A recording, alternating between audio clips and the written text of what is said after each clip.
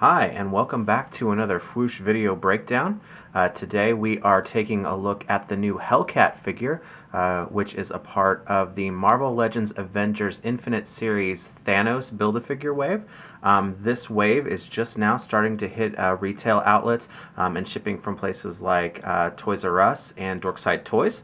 So we're actually getting this one in pretty timely. So we're just wanting to take a look at the articulation breakdown today because we will have a full pictorial review live at thefwoosh.com in just a couple of days.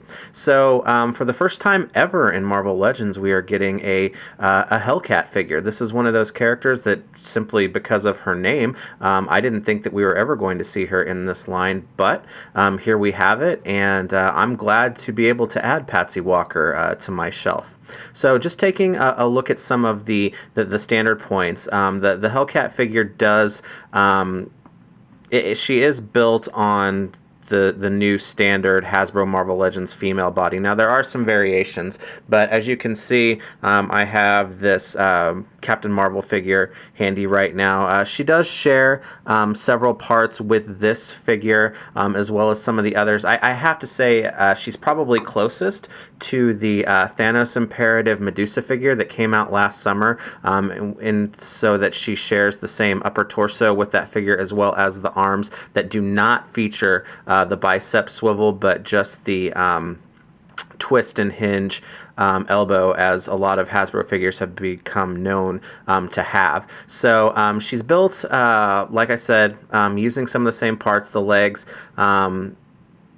featured the double knees, as well as the ball jointed hip and the hip swivel. She does have the nice rocker ankle articulation, which is something that Marvel Legends has down pretty packed at this point, and I think all standard action figure lines are just trying to keep up with this point of articulation, because you do get better movement out of this than you do with just about any other ankle articulation point out there.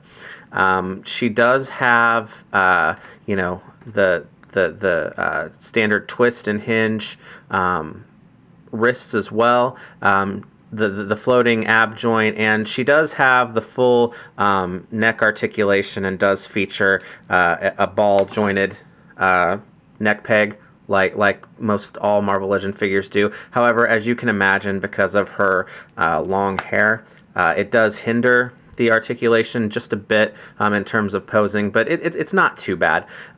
She does have her standard sash that she wears, and like most figures, this isn't actually attached to the figure, so you can move it around in any way that you would like as far as posing goes. Additionally, she does come with a baton, which if you have the Spider-Man Infinite Series Daredevil figure that just hit about a month ago, this is a repaint or a recasting in black of that accessory. I suppose it works just fine for her. It's a little nondescript, but when I think of Hellcat, I'm not really thinking of a particular accessory anyway, and I'm glad that Hasbro did highlight the clawed hands for the figure, because that will probably be used more for me anyways in terms of dynamic posing. The paint on the figure is actually pretty nice, and I don't notice any real slop or bleed that distracts from the figure. That's especially important in my opinion to in the face. So the paint on the lips, as well as the light blue portion of the mask that comes down like this, looks pretty good. Since this is a figure whose eyes are actually widened out by her mask, we don't have to worry about any of those pitfalls that come with painted eyes. So that actually helps the figure. Her hair, is definitely orange. It doesn't really have any paint to it, but I don't think that takes much away from the actual figure itself. One spot that I do have, and this may be the case on this particular figure, is that while her upper leg is obviously cast in the yellow plastic, the lower part of her leg down into her shin is cast in the dark blue of her boots. And as you can probably see here, the paint job on this particular figure doesn't do the best job in covering covering up that dark blue. Now, you know, as a half-ass customizer, I know the pains of trying to cover dark plastic with yellow. So, you know, this has a tendency to bleed through, but I'm hoping that this is kind of an exception and not the rule when it comes to how most of the factory versions of Hellcat are going to ship. So hopefully if you have her already in your collection, your upper shins look a little bit better than this one. But other than that, the paint is clean. You know, a lot of Hellcat fans are going to be really, really happy to finally get this figure. I think a lot of customizers are probably going to look to this figure as well, because let's face it, it's not often that we get a figure whose primary costume is in yellow. And yellow plastic is nice too, because you get things like joint pins and whatnot that are actually cast in yellow plastic, so they don't have to be painted. So even though I am perfectly expecting us to get a crystal figure in Marvel Legends eventually, now that the Inhumans movie has been announced.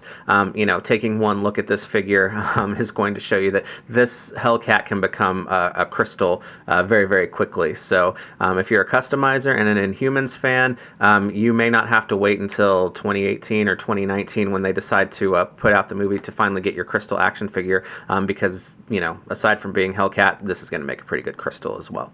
So she is shipping right now as part of the Thanos Infinite Wave. I'm particularly excited about getting Spider-Woman and Batroc as well, but there are also some Avengers movie figures that are coming as well: Captain America, Iron Man, and Hulk. And if you collect them all, you get to finally build a Marvel Legends Thanos figure.